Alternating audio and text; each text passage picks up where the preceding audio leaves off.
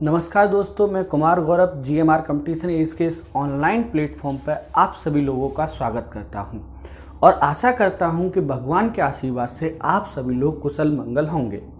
हम लोग अपना टॉपिक स्टार्ट करते हैं और आज हमारा टॉपिक जो है वो है भारत के स्वतंत्र राज्य, इंडिपेंडेंट स्टेट्स ऑफ इंडिया। ये टॉपिक हमारा हम आज थर्ड डे यानी आज हम तीसरे दिन पढ़ने जा रहे हैं। हमने इसके फर्स्ट पार्ट में अवध, हैदराबाद और सहायक संधि को पढ़ा था। हमने इसके फर्स्ट पार्ट में अवध, हैदराबाद और सहायक संधि को पढ़ा था।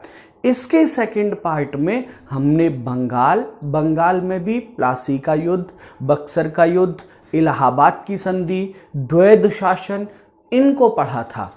और आज हम एक बहुत ही महत्वपूर्ण स्टेट, आप बोर्ड पे नाम लिखा हुआ देख रहे होंगे, आज हम बहुत ही महत्वपूर्ण स्टेट मैसूर को पढ़ने जा रहे हैं।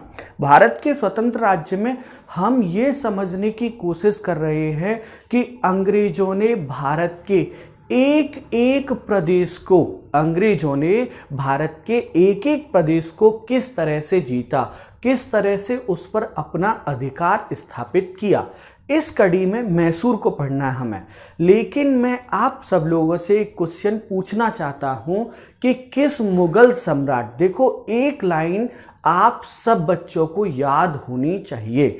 जैसे एक पिता अपने बच्चों को विरासत में कुछ न कुछ देके जाता है, बिल्कुल इसी तरह हमारे देश के अंतिम मुगल सम्राट औरंगजेब अपने वंशजों को, अपने पुत्रों को 23 राज्यों का एक बड़ा विशाल भारत देश दे करके गए थे। जिस समय औरंगजेब की डेथ हुई थी, भारत में 23 राज्य थे और बड़ा विशाल मुगल साम्राज्य था। लेकिन औरंगजेब के बाद जो उनके वंशज हुए, वो लोग इस सत्ता को संभाल पाने में असफल रहे और भारत के छोटे छोटे हिस्से हो गए। और इन छोटे छोटे हिस्सों पर मैं आपको बताऊं, हमारे देश की ये एक बड़ी कमजोरी रही है। प्राचीन काल से ही सिकंदर ने जिस समय आक्रमण किया था भारत पर, उस समय कौटिल्य का और मगध के शासक महापद्मनंद के पुत्र जो है, महापद्मनंद के पुत्र घनानंद के पास जाने का कारण यही था कि भारत छोटे छोटे भागों में बटा हुआ था और चाणक्य ये बिल्कुल नहीं चाहते थे कि भारत छोटे छोटे भागों में बटा हो, क्योंकि छोटे छोटे भागों को देखकर ये विदेशी आते, आक्रमण करते, खूब सारा धन लूट के ले जाते और अपने देश चले जाते हैं। इसी तरह औरंगजेब ने एक विशाल साम्राज्य खड़ा किया था, लेकिन धीरे धीरे ये आज़ाद हुआ और अंग्रेजों ने इस पर अपना अधिकार स्थापित किया। आज हम लोग मैसूर को पढ़ने जा रहे हैं, लेकिन मेरा क्वेश्चन मैंने अभी नहीं पूछा। मैं आपसे क्वेश्चन पूछना चाहता हूं कि वह मुगल सम्राट कौन था जिसके समय में मथुरा, भरतपुर, हैदराबाद, फर्रुखाबाद, अवध, इन राज्यों ने अपने आप को स्वतंत्र घोषित किया। हम मैसूर की बात करते हैं तो उससे पहले हमें अपना साउथ इंडिया यानी दक्षिण भारत एक बार देखना चाहिए। ऐसा है कुछ इस तरह का हमारा प्यारा दक्षिण भारत, साउथ इंडिया। आज की बात मैं नहीं कर रहा हूं, आज की बात नहीं कर रहा हूं। इस बात का मतलब क्या है, इस साउथ इंडिया में ये जो आप जगह देख रहे हैं, ये स्टेट है कर्नाटक। ये जो आप स्टेट देख रहे हैं, ये है मद्रास। ये जो आप देख रहे हैं, ये है बेटा, ये है आपका, ये वाला क्षेत्र जो है वो है आपका त्रवणकोर। ये वाला जो क्षेत्र आप देख रहे हैं वो है आपका मद्रास का। ये जो यहाँ पॉइंट देख रहे हैं आप, ये है कोचीन। यहाँ हुआ करते थे आपके कौन, मराठा।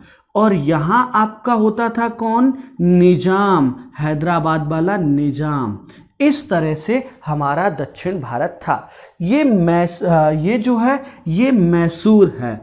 आज हम इसको पढ़ने जा रहे हैं। ये ट्रावनकोर है या त्रावणकोर है। ये कर्नाटक है, ये मद्रास है, ये निजाम का क्षेत्र है, ये मराठा है। यहाँ आपके सिंधिया हुआ करते थे, यहाँ सिंधिया हुआ करते थे। यहाँ ये आपके होलकर थे, होलकर थोड़ा इधर ले लें, होलकर ये आपके हुआ करते थे। तो इस तरह से भारत में छोटे छोटे राज्य थे। और जो हम पढ़ रहे हैं ये मैसूर आज का ये एरिया है। और यहाँ था आपका ये बंगाल, ये बंगाल था आपका। इस तरह से उस समय का हमारा भारत था। अब आप सोच रहे होंगे सर क्या मैप बना रहे हो आप, तो आप यहाँ कर्नाटक बता रहे हो जबकि कर्नाटक ये है। बेटा हम जिस समय की बात कर रहे हैं उस समय यहाँ ये कर्नाटक था, ये मद्रास था, ये मैसूर था, ये त्रावणकोर था, ये कोची था। इस तरह से अलग अलग राज्य थे। इसे त्रावणकोर या यहाँ आपको इसके अलग अलग नाम मिल जाएंगे, त्रावणकोर मिल जाएगा या त्रावणकोर मिल जाएगा, इस तरह से अलग अलग नाम मिल जाएंगे। तो आपको परेशान होने की जरूरत नहीं है। अच्छा, एक चीज और मैं आपको बताऊं, हमारे साउथ इंडिया में दो विशाल साम्राज्य चल रहे थे। एक का तो नाम आपने सुना होगा विजयनगर साम्राज्य, और दूसरे का भी नाम आपने सुना होगा। पहला जो था वो था आपका विजयनगर साम्राज्य, और दूसरा जो था बेटा वो था बहमनी साम्राज्य। बहमनी साम्राज्य बहुत विशाल साम्राज्य थे दोनों ही। लेकिन ये बहमनी साम्राज्य अपने अंतिम समय में 5 भागों में बट गया। देखो कैसे कैसे, ऐसे गाना भी आया था, इस दिल के टुकड़े हजार हुए, कोई यहाँ गिरा कोई वहाँ गिरा। सेम इसी तरह हमारे देश के भी हिस्से बहुत सारे हुए। देखो अभी जब हमारे देश में कौन थे, सुल्तान हुआ करते थे। और कौन सुल्तान थे, दिल्ली सल्तनत में कौन सुल्तान थे, मोहम्मद बिन तुगलक। मोहम्मद बिन तुगलक के समय में विजयनगर साम्राज्य और बहमनी साम्राज्य, इन दो बड़े साम्राज्यों की स्थापना हुई। लेकिन ये बहमनी साम्राज्य अपने अंतिम समय में क्या, अहमदनगर, उसके बाद गोलकुंडा, फिर उसके बाद बरार, फिर बरार, अहमदनगर, गोलकुंडा, बरार, बीदर और अहमदनगर और जो है आपका बीजापुर। ये जो है बेटा 4 भागों में, बीजापुर, ये 5 भागों में इस तरह विभाजित हुआ बीजापुर। दोबारा से देखिएगा, विजयनगर बहमनी साम्राज्य जो है वो 5 भागों में अपने जीवन के अंतिम समय में, या कहनी चाहिए जब ये सत्ता का समाप्त हो रही थी, या ये बहमनी साम्राज्य जो है वो 5 भागों में बटा। पहला था अहमदनगर, दूसरा था गोलकुंडा, तीसरा था बरार, चौथा था बीदर और 5वां था बीजापुर। अच्छा, अब दूसरी तरफ हम बात करें, ये विजयनगर साम्राज्य वास्तव में बहुत ही शक्तिशाली साम्राज्य हुआ करता था।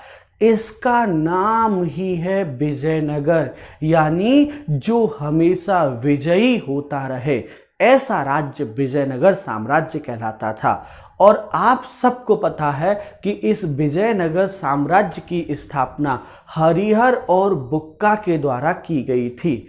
इन दोनों राज्यों में, ये दोनों थे दक्षिण में, विजयनगर साम्राज्य और बहमनी साम्राज्य, ये थे दोनों दक्षिण में, लेकिन दोनों में अंतर एक था, ये हिंदू प्रधान राष्ट्र था और ये मुस्लिम प्रधान राष्ट्र था बेटा। और एक चीज, हमारे देश के राजाओं में साम्राज्यवादी नीति की बहुत ज़्यादा चाहत रही है। साम्राज्य नीति का मतलब वो चाहते थे कि हम दूसरे के प्रदेश पर या दूसरे के देश पर आक्रमण करें और अपने देश का विस्तार करें। बस इसी नीति के अंतर्गत इस बहमनी साम्राज्य ने विजयनगर साम्राज्य पर आक्रमण किया और इस विजयनगर साम्राज्य और बहमनी साम्राज्य के बीच एक युद्ध होता है जिसे हम लोग तालीकोटा का युद्ध, जिसे हम लोग तालीकोटा का युद्ध या इसे भारतीय इतिहास में राक्षस तंगड़ी के युद्ध के नाम से भी, राक्षस तंगड़ी के युद्ध के नाम से भी जाना जाता है। ये युद्ध बेटा 25 जनवरी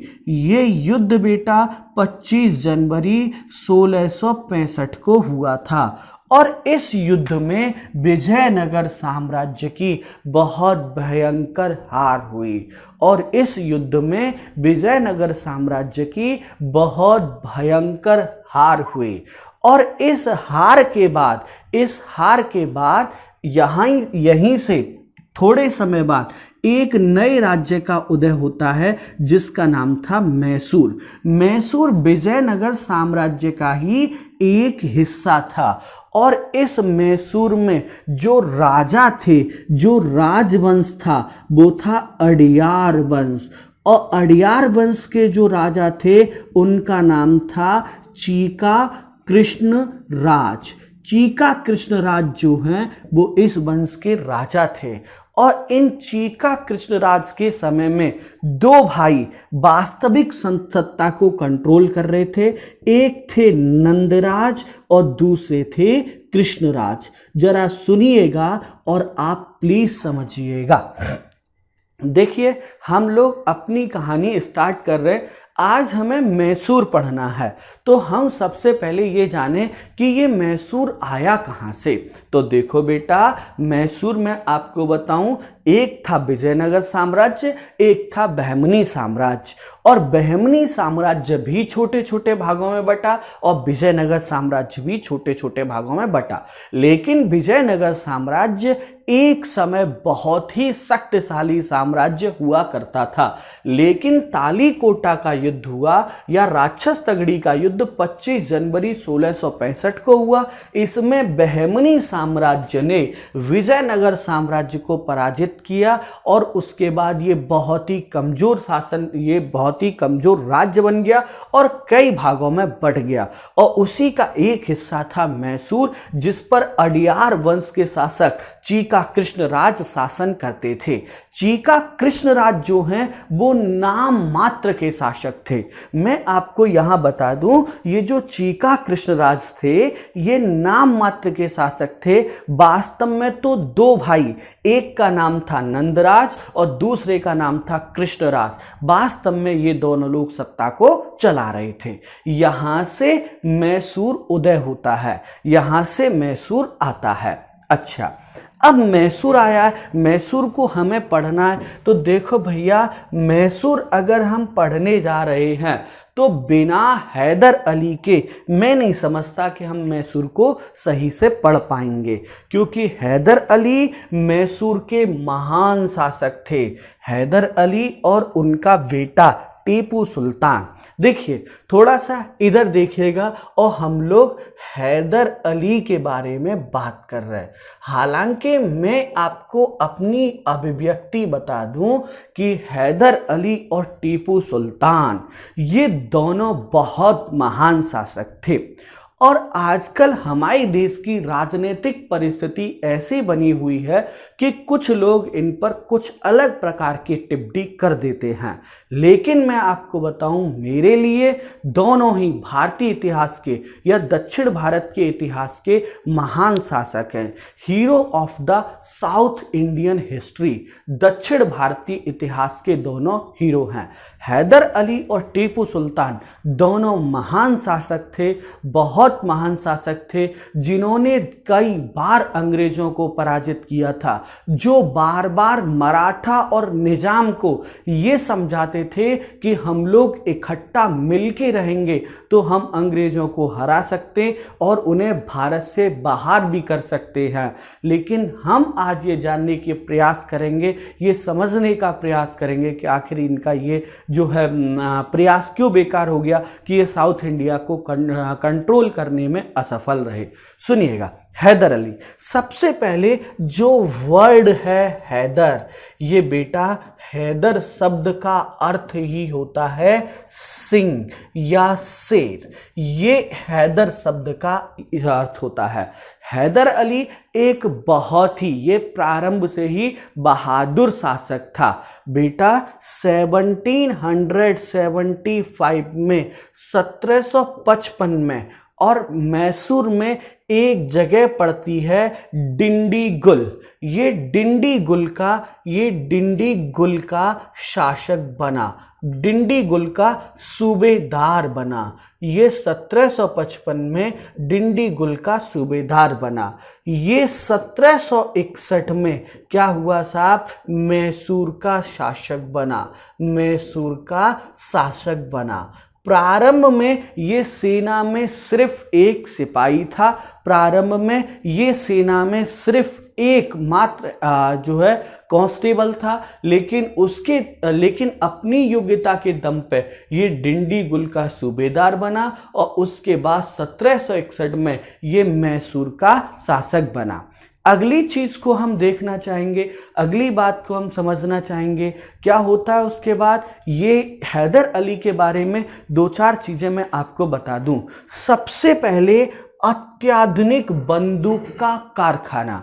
हमारे देश में पहली बार, जो आज भी हम बंदूक देखते नॉर्मली दीपी पुलिस वाले लेके घूमते रहते हैं, जो यूरोप में बंदूक चलती थी, यानी आधुनिक बंदूक का कारखाना या आधुनिक बंदूक का निर्माण भारत में सबसे पहले किसी के द्वारा प्रारंभ किया गया तो वो हैदर अली थे बेटा। हैदर अली पहले भारतीय शासक थे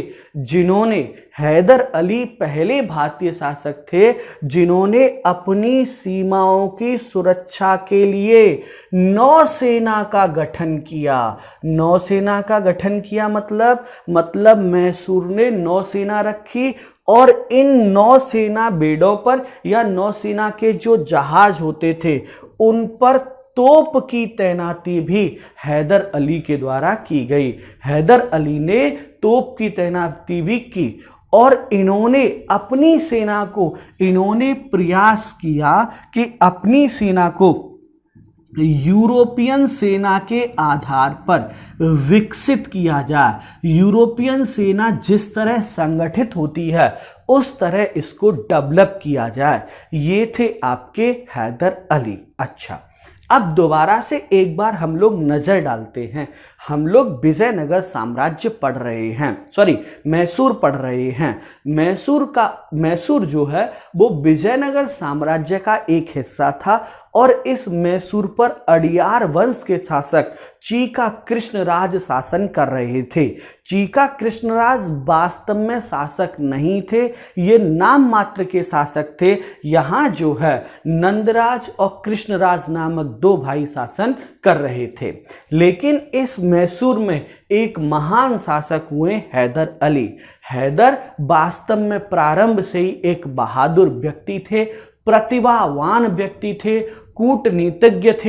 कूटनीतिज्ञ थे और जो हैदर शब्द है उसका अर्थ सिंह या शेर होता है। 1755 में ये डिंडीगुल के सूबेदार बने। डिंडीगुल मैसूर का एक स्थान है जहाँ के ये सूबेदार बने।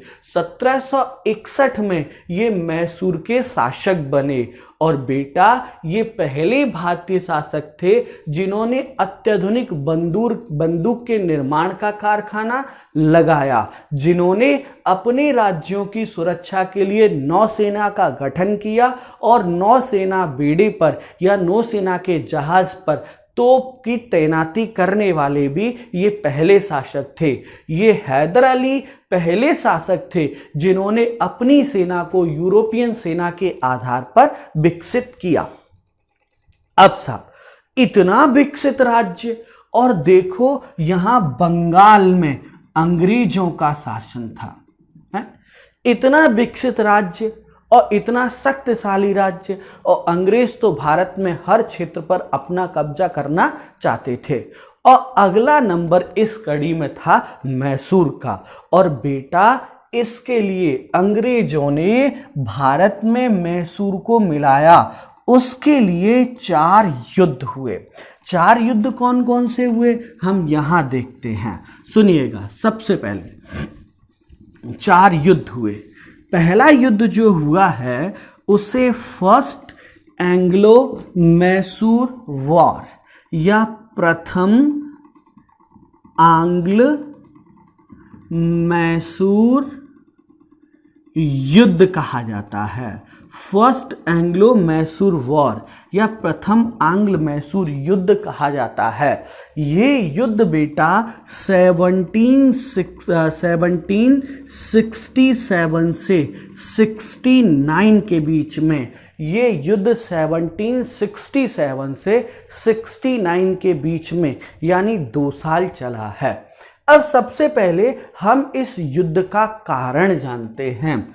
देखो बेटा, इस युद्ध का सबसे बड़ा कारण, पहली चीज तो मैसूर की संपन्नता थी। मैसूर का शक्तिशाली होना ही इस युद्ध का बड़ा कारण था।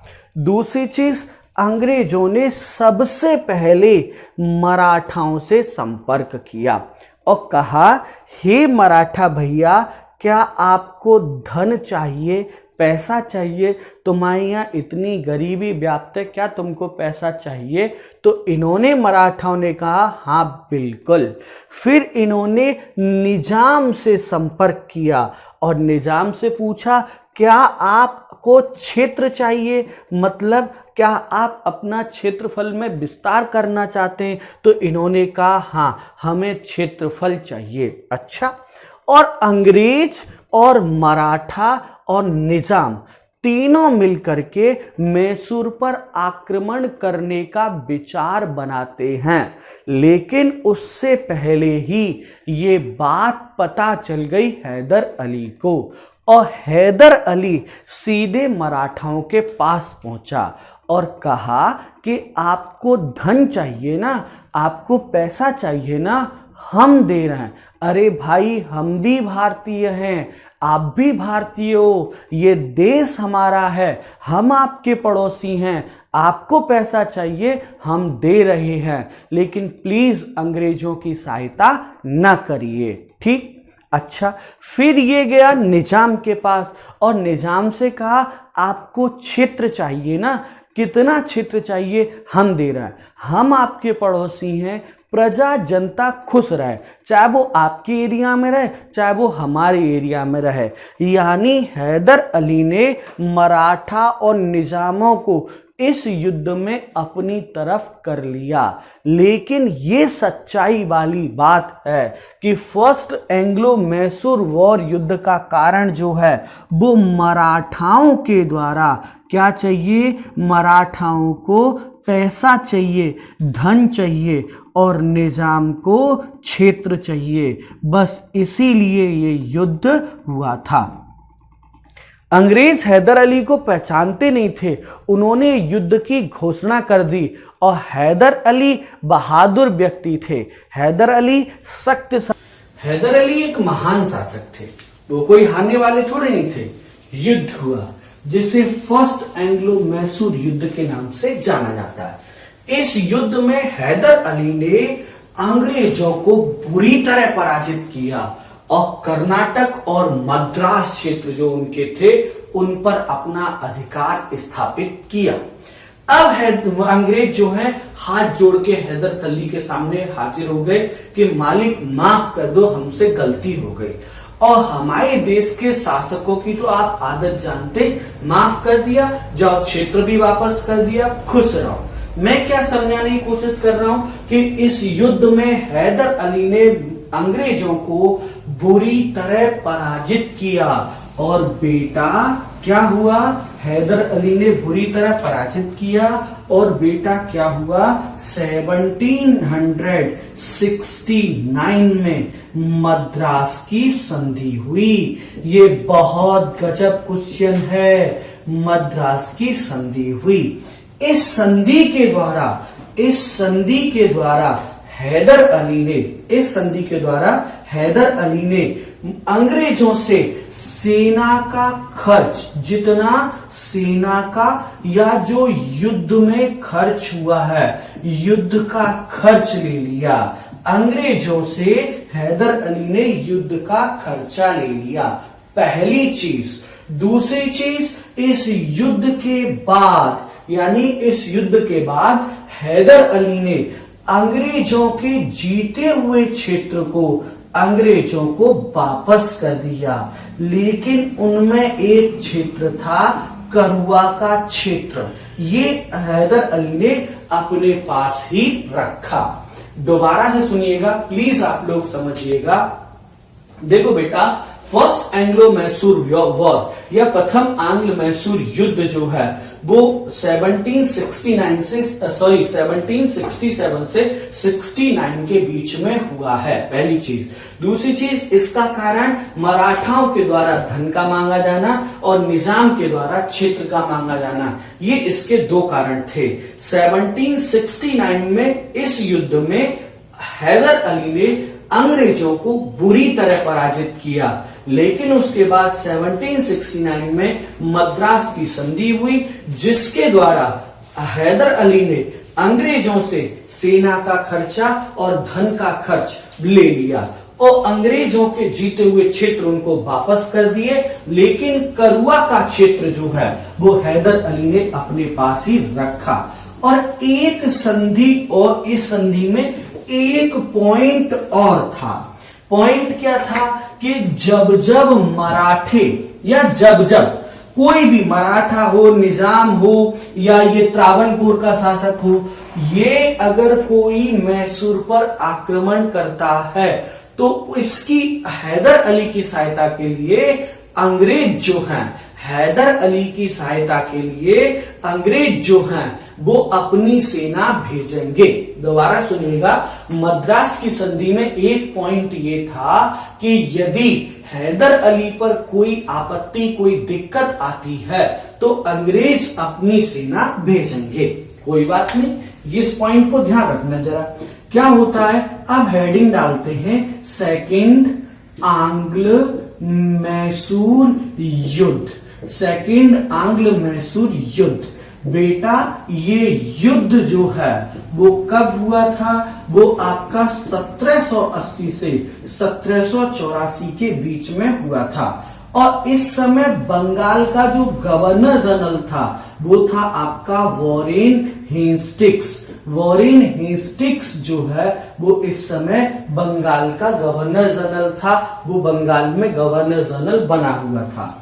इस युद्ध का क्या कारण था, मद्रास की संधि में यह तय किया गया था कि जब कभी मैसूर पर आपत्ति आएगी, दिक्कत आएगी तो अंग्रेज अपनी सेना भेज के सहायता करेंगे। लेकिन क्या हुआ, 1771 में 1771 में हैदर अली ने मराठाओं ने मैसूर पर आक्रमण किया। मराठाओं ने मैसूर पर आक्रमण किया, लेकिन अंग्रेजों ने अपनी सेना नहीं भेजी।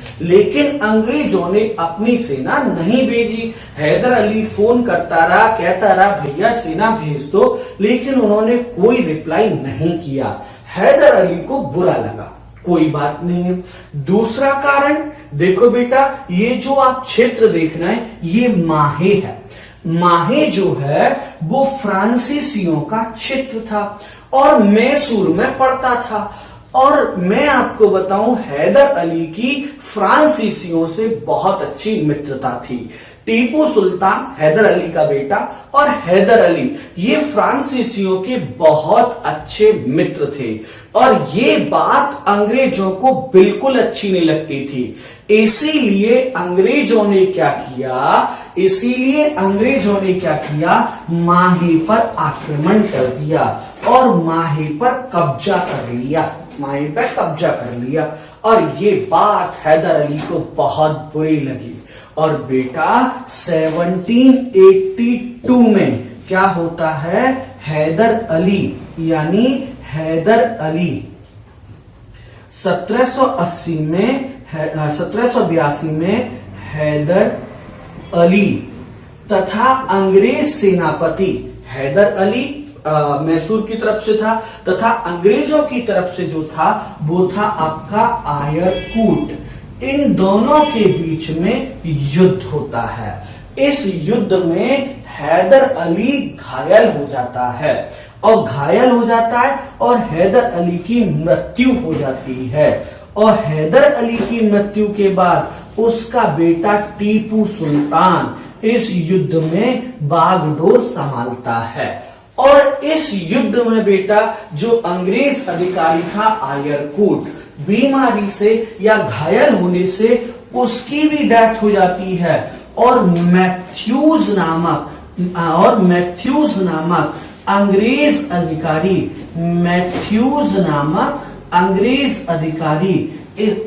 अधिकारी जो है वो आयरकूट के स्थान पर आता है।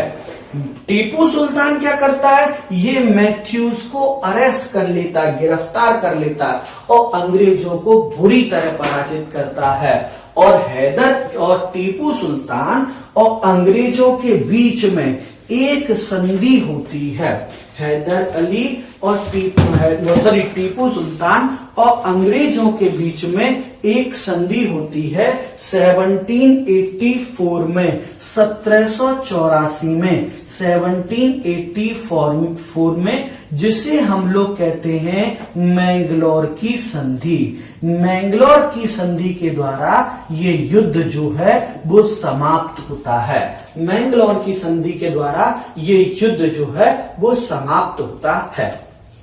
दोबारा से सुनिएगा, सेकंड आंग्ल मैसूर वॉर या सेकंड आंग्ल मैसूर युद्ध 1780 से 1784 के बीच में। इस समय भारत का जो बंगाल का जो गवर्नर जनरल था वो वॉरेन हेस्टिंग्स था। इस युद्ध के कारण क्या थे बेटा, पहला कारण ये था कि जो मद्रास की संधि हुई थी प्रथम आंग्ल मैसूर युद्ध के बाद, इस संधि में यह तय हुआ था कि जब जब हैदर अली पे टेंशन आएगा तब तब अंग्रेज अपनी सेनाएं भेजेंगे।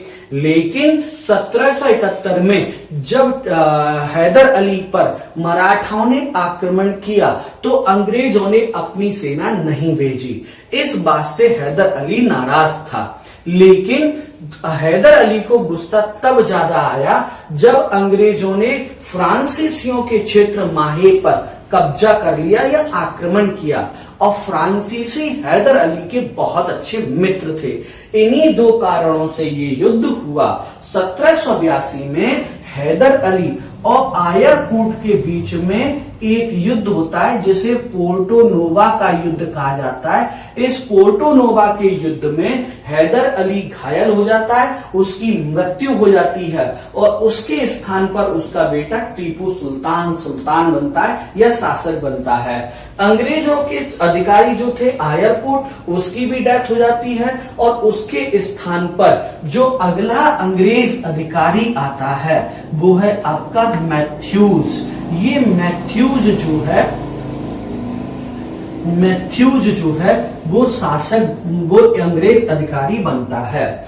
क्या टीपू सुल्तान अंग्रेजों को बुरी तरह पराजित करता है, मैथ्यूज को अरेस्ट कर लेता है और 1784 में टीपू सुल्तान और अंग्रेजों के बीच में मैंगलोर की संधि होती है और टीपू सुल्तान उनका क्षेत्र वापस कर देता है और माफ भी कर देता है। यानी ये युद्ध भी अंग्रेजों के लिए कोई परिणाम लाने वाला नहीं हुआ। टीपू सुल्तान एक महान शासक थे। उन्होंने स्वतंत्रता वृक्ष की स्थापना की, मतलब एक पेड़ लगाया। ये स्वतंत्रता वृक्ष यानी पेड़ जो लगाया था बेटा, वो इस बात का प्रतीक था कि हम कभी आजाद होंगे। पहली चीज, वो टीपू सुल्तान जैकोबिन क्लब के सदस्य बने थे। टीपू सुल्तान पहले भारतीय शासक थे जो कि जैकोबिन क्लब के, जैकोबिन क्लब क्या था बेटा? जैकोबिन क्लब, ये जो क्लब है यह एक फ्रांसीसी क्लब था, यानी फ्रांसीसी क्लब था मतलब ऐसा क्लब था जो फ्रांस के लोग चलाते थे। और ये क्लब जो है वो पूरी दुनिया में अंग्रेजों को, पूरी दुनिया को, या ऐसा कहना चाहिए पूरी दुनिया को अंग्रेजों से आजाद करने के लिए, अंग्रेजों से आजाद करने के लिए कार्य करता था। ऐसा कोई आपसे कभी पूछे कि बेटा जैकोबिन क्लब क्या था, तो ऐसे बोलना कि जैकोबिन क्लब एक फ्रांसीसी क्लब था जो कि पूरी दुनिया को अंग्रेजों से आजाद कराने के लिए कार्य करता था। अब जल्दी से हम लोग देखते हैं थर्ड एंग्लो मैसूर वॉर, तीसरा आंग्ल भारतीय युद्ध। Third Anglo Mysore war, third आंग्ल भारतीय मैसूर युद्ध, आंग्ल मैसूर युद्ध।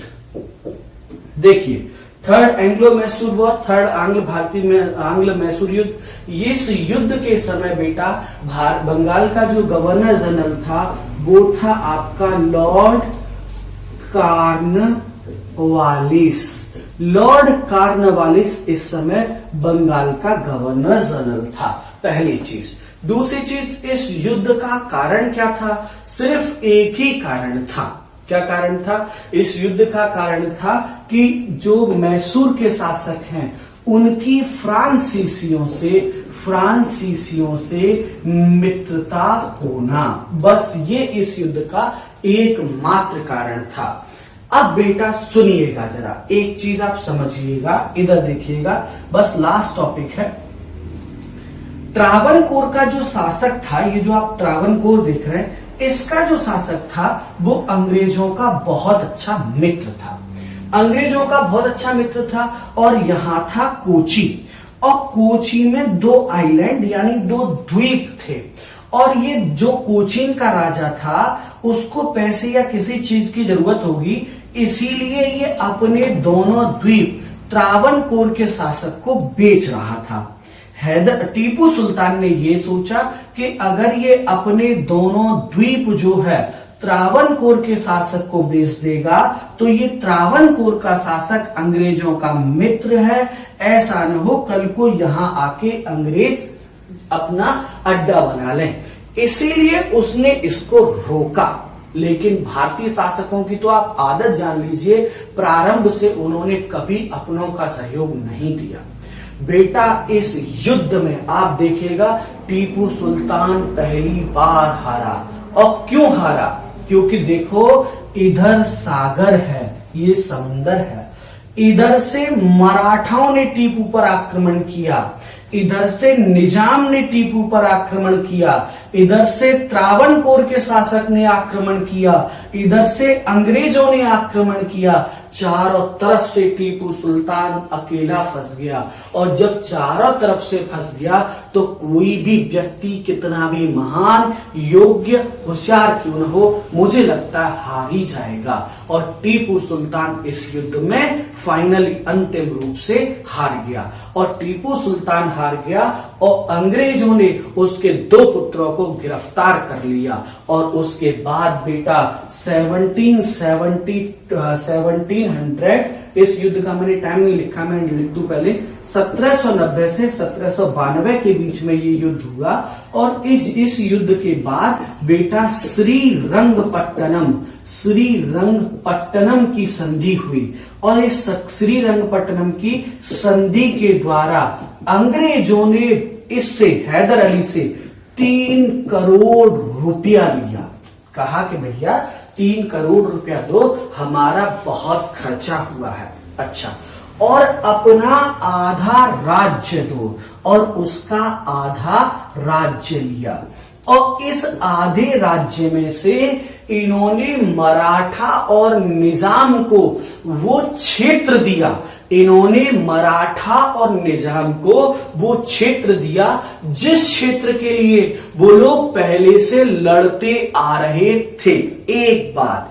और दूसरी बात बेटा आपको मस्त वाली चीज बता दें, इस युद्ध के बाद लॉर्ड कॉर्नवालिस ने ये कहा था, आप चाहे तो नोट कर ले, लॉर्ड कॉर्नवालिस ने ये कहा था कि हमने अपने मित्रों को शक्तिशाली किए बिना, इस युद्ध के बाद मैंगलोर श्रीरंगपट्टनम की संधि के बाद लॉर्ड कॉर्नवालिस ने कहा था कि हमने अपने मित्रों को शक्तिशाली किए बिना पूरे राज्य को, पूरे देश को जो है वो जीत लिया या अपने शत्रु को कुचल दिया, ऐसा उसने कहा। लास्ट पॉइंट अब है फोर्थ आंग्ल मैसूर वॉर, यानी चौथा आंग्ल मैसूर युद्ध। बेटा फोर्थ आंग्ल मैसूर युद्ध, इसका तो नॉर्मल सा कारण था, आप सब बालक जानते हैं।